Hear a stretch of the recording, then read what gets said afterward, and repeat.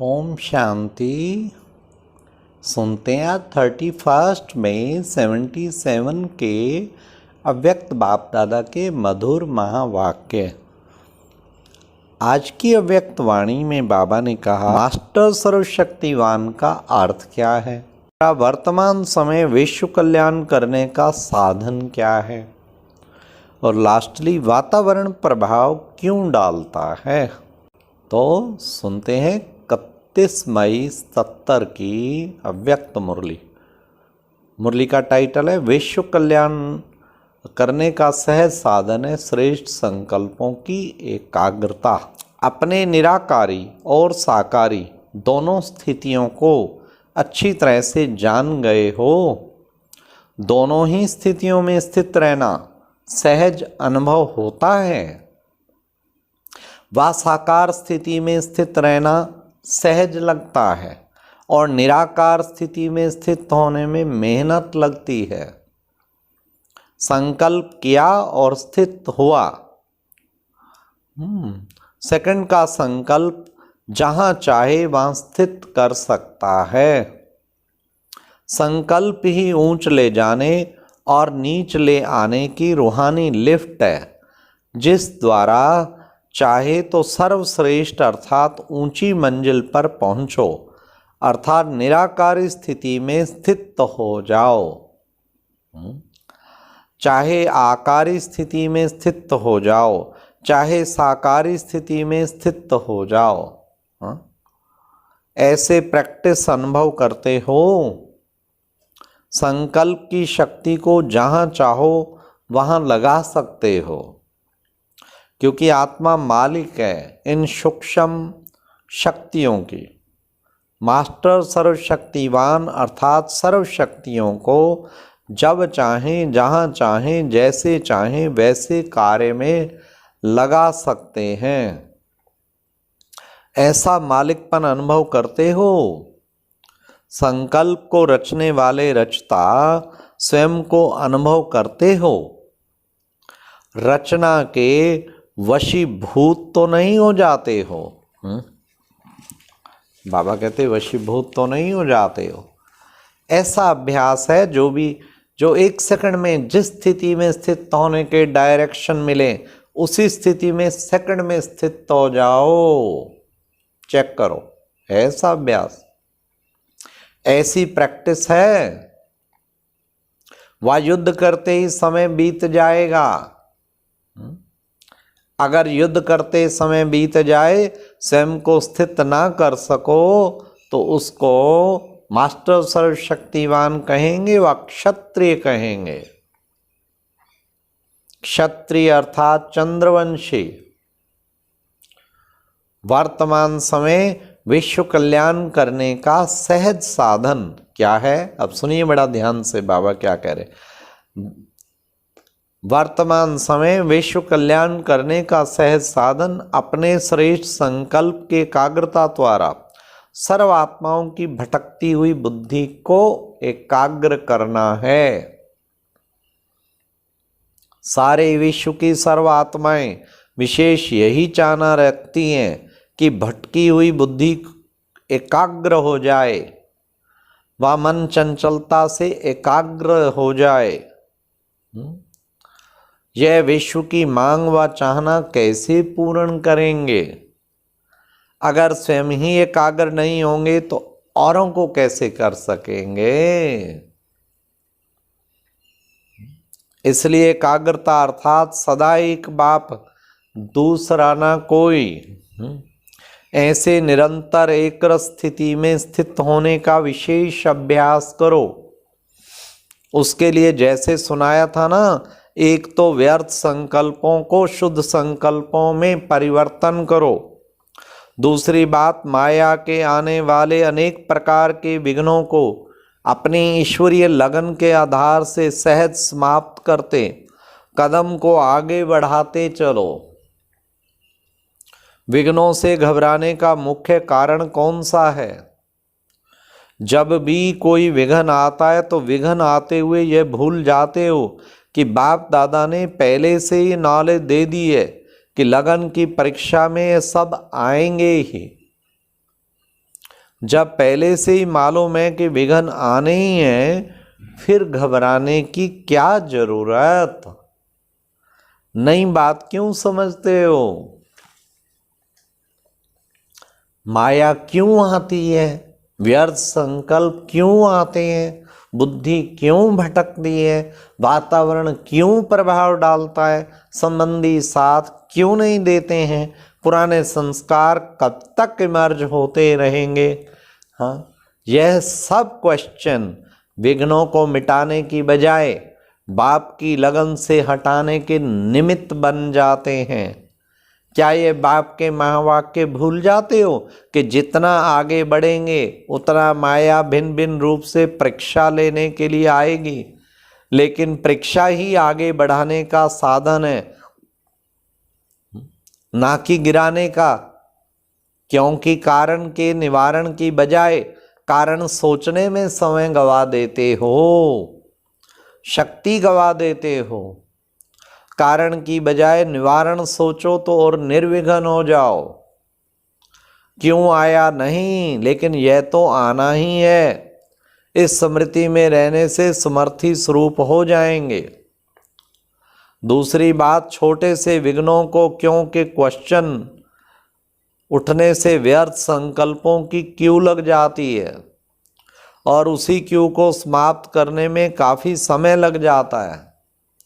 इसलिए मुख्य कमजोरी है जो ज्ञान स्वरूप अर्थात नॉलेजफुल स्थिति में स्थित होते हुए विघ्नों को पार नहीं कर पाते हैं। ज्ञानी हो लेकिन ज्ञान स्वरूप होना है। वातावरण प्रभाव क्यों डालता है, उसका भी कारण अपने पावरफुल वृत्ति द्वारा वायुमंडल को परिवर्तन करने वाले हैं। यह स्मृति भूल जाते हो। जब कहते ही हो विश्व परिवर्तक हैं, तो विश्व के परिवर्तन में वायुमंडल को भी परिवर्तन करना है। अशुद्ध को ही शुद्ध बनाने के लिए निमित्त हो। फिर यह क्यों सोचते हो कि वायुमंडल ऐसा था इसलिए कमजोर हो गया? जब है ही कलयुगी तमो प्रधान आसुरी सृष्टि, उसमें वातावरण अशुद्ध ना होगा तो फिर क्या होगा? तमोगुणी सृष्टि के बीच रहते हुए वातावरण को परिवर्तन करना यही ब्राह्मणों का कर्तव्य है। कर्तव्य की स्मृति में रहने से अर्थात रचतापन की स्थिति में स्थित रहने से वातावरण अर्थात रचना के वश नहीं होंगे। तो जो सोचना चाहिए कि परिवर्तक हो के परिवर्तन कैसे करूं, इस सोचने की बजाय यह सोचने लग जाते हो कि वातावरण ऐसा है इसलिए कमज़ोर हो गया हूँ। वातावरण बदलेगा तो मैं बदलूंगी, वातावरण अच्छा होगा तो स्थिति भी मेरी अच्छी हो जाएगी ना। लेकिन वातावरण को बदलने वाले कौन, यह भूल जाते हो। इस कारण थोड़े से वातावरण का प्रभाव पड़ जाता है। और क्या कहते हो कि संबंधी नहीं सुनते, व संग अच्छा नहीं है, इस कारण शक्तिशाली नहीं बनते। बाप दादा ने तो पहले से ही सुना दिया है कि हर आत्मा का अपना अपना अलग अलग पार्ट है। कोई सतोगुणी, कोई रजोगुणी, कोई तमोगुणी। जब वैरायटी आत्माएं, वैरायटी ड्रामा है, तो सब आत्माओं का एक जैसा पार्ट हो नहीं सकता। अगर किसी आत्मा का तमोगुणी अर्थात अज्ञान का पार्ट है तो शुभ भावना और शुभ कामना से उन आत्मा को शांति और शक्ति का दान दो।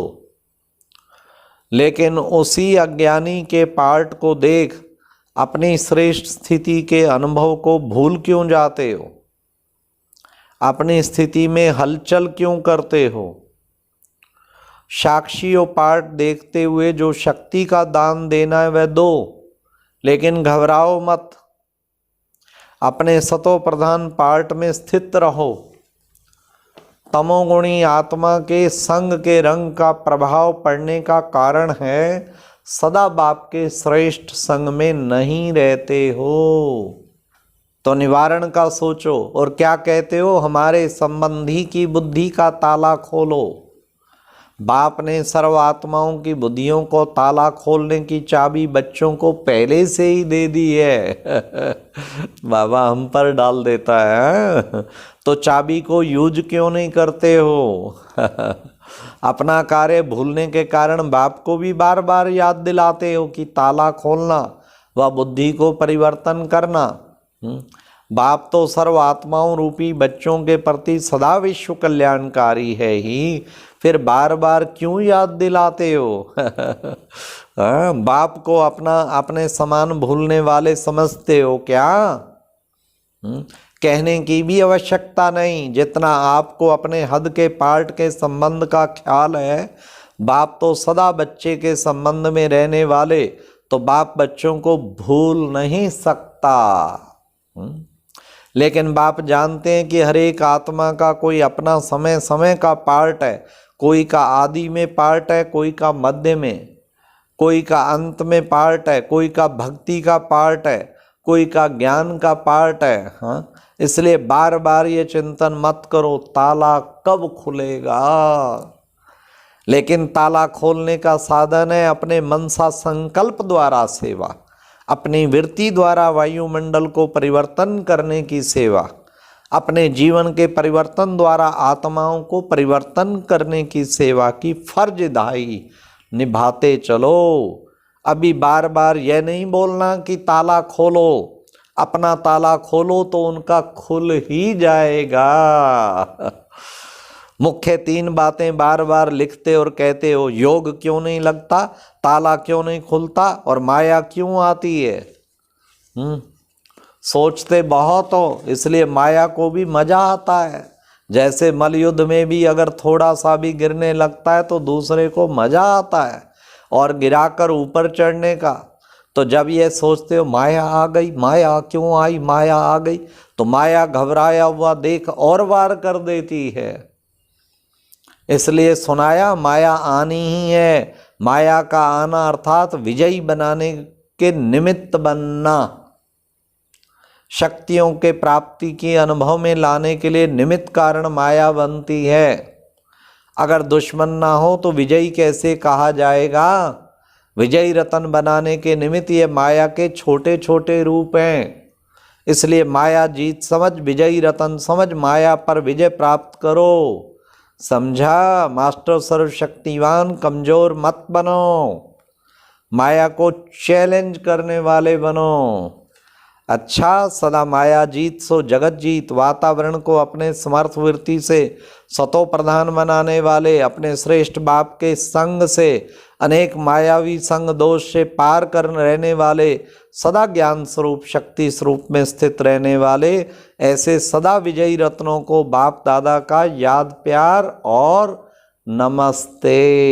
अच्छा, ओम शांति। और अब यह एक बहुत अच्छी वीडियो भी जरूर देखें।